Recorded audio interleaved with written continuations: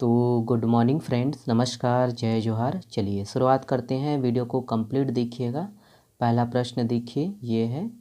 देखिए, किस राज्य सरकार ने प्रदेश में हर वर्ष राष्ट्रीय रामायण और मानस महोत्सव करने का निर्णय लिया है? ऑप्शन है यहाँ पर देखिएगा। करेक्ट आंसर है ऑप्शन नंबर सी है छत्तीसगढ़, अपना छत्तीसगढ़। ध्यान दीजिएगा। याद रखना है दोस्तों कि राज्य सरकार ने प्रदेश में हर वर्ष राष्ट्रीय रामायण और मानस महोत्सव करने का निर्णय लिया है। गणतंत्र दिवस पर मुख्यमंत्री भूपेश बघेल ने इसकी घोषणा की है। ध्यान दीजिए।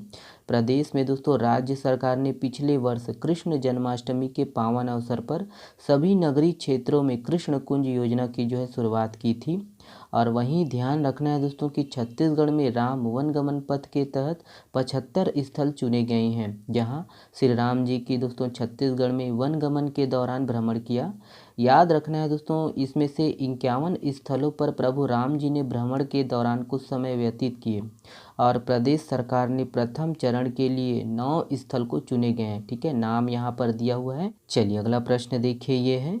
देखिए, किस जिले में मांगी पुन्नी मेला का आयोजन किया जाएगा? ऑप्शन है यहाँ पर देखिएगा।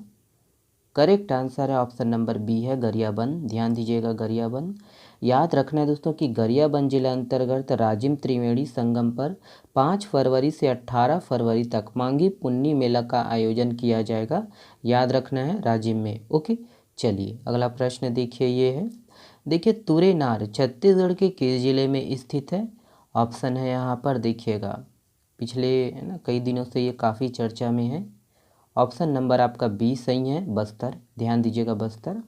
तो याद रखना है दोस्तों कि मुख्यमंत्री भूपेश बघेल ने गणतंत्र दिवस पर बस्तर जिले के तुरेनार में बस्तर के पहले रूरल इंडस्ट्रियल पार्क का लोकार्पण किया है और ग्रामीणों के स्वरोजगार के लिए यहाँ 5 एकड़ में 20 वर्किंग सेट्स बनाए गए हैं, जिसमें से 18 सेट्स में विभिन्न योजनाओं के अंतर्गत अभी 337 लोग काम कर रहे हैं। ध्यान दीजिए कि प्रदेश भर में इस तरह के 300 रूरल इंडस्ट्रियल पार्क बनाए जा रहे हैं और रोजगार के मौके बढ़ाने के लिए हर विकास खंड में 2-2 रीपा तैयार किए जा रहे हैं।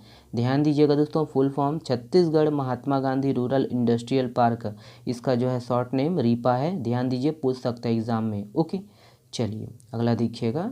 देखिए कि वही है कि तुरेनार में छत्तीसगढ़ का नहीं बल्कि ये देश का पहला रूरल इंडस्ट्रियल पार्क है। ध्यान देना है। चलिए अगला देखिएगा, ये है।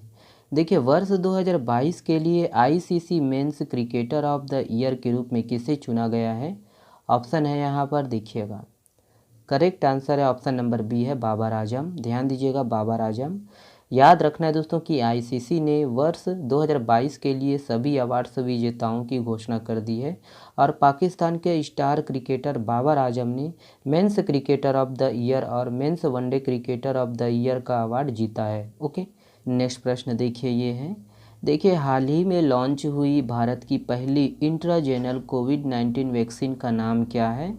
ऑप्शन है यहाँ पर देखिएगा। करेक्ट आंसर है ऑप्शन नंबर ई है इनकोवैक। ध्यान देना है, इनकोवैक। याद रखिएगा दोस्तों कि केंद्रीय स्वास्थ्य मंत्री मनसुख मंडाविया और विज्ञान और प्रौद्योगिकी मंत्री जितेंद्र सिंह ने भारत की पहली नेजल कोविड-19 वैक्सीन इनकोवैक को लॉन्च किया है। ध्यान देना है। ध्यान देना है कि यह देश की पहली नेजल कोविड-19 वैक्सीन है और इसका निर्माण भारत बायोटेक ने किया है। ओके, ध्यान देना है। चलिए देखिए, छत्तीसगढ़ के कितने अधिकारियों और कर्मचारियों को पुलिस वीरता पदक, विशिष्ट सेवा पदक और सराहनीय सेवा पदक प्रदान किया गया है? ऑप्शन है यहाँ पर देखिएगा। इसका सही आंसर है ऑप्शन नंबर ए है 18। ध्यान दीजिएगा, 18। देखिए, निम्नलिखित में से किस जिले में युवा महोत्सव का आयोजन किया जा रहा है? तो हम लोग पूर्व में भी देखे थे, है ना, डेट आगे बढ़ गया। ठीक है, तो पहले 12 जनवरी था, तो यहाँ पर देखिएगा किस जिले में। ऑप्शन नंबर आपका डी सही है, रायपुर। ध्यान देना है, रायपुर में हो रहा है। देखिए, निम्नलिखित में से किसे नाचा कला के क्षेत्र में उल्लेखनीय योगदान के लिए पद्मश्री सम्मान से नवाजा जाएगा? ऑप्शन है यहाँ पर देखिएगा। करेक्ट आंसर है ऑप्शन नंबर ए है डोमर सिंह कंवर। याद रखना है, ऑप्शन ए सही है। देखिए, आईसीसी महिला emerging player of the year 2022 award किसने जीता है? ऑप्शन है यहाँ पर देखिए। करेक्ट आंसर है ऑप्शन नंबर ए है रेणुका सिंह। ध्यान देना है, रेणुका सिंह। ये वाला प्रश्न आप लोगों के लिए है। आज के लिए बस इतना ही है। इस प्रश्न का जवाब आप लोग को देना है कमेंट्स बॉक्स में। छत्तीसगढ़ के किस छात्र को प्रधानमंत्री राष्ट्रीय बाल पुरस्कार 2023 प्रदान किया गया है? ऑप्शन को यहाँ पर देखिएगा और कमेंट्स में जवाब दीजिएगा। चलिए आज के लिए बस इतना ही है। बहुत बहुत धन्यवाद दोस्तों। इसका जो पीडीएफ है आप हमारे टेलीग्राम चैनल से डाउनलोड कर सकते हो और इंस्टाग्राम से भी जुड़ना है तो जुड़ सकते हो दोस्तों। फेसबुक से भी आप जुड़ सकते हो। वीडियो देखने के लिए बहुत बहुत धन्यवाद। चैनल में नए हो दोस्तों तो चैनल को सब्सक्राइब जरूर कर लीजिएगा। और डेली का दोस्तों है ना, एक दिन बाद या डेली में है ना शॉर्ट्स वीडियो डलता है, उसको ज़रूर देखिएगा और शेयर करिएगा।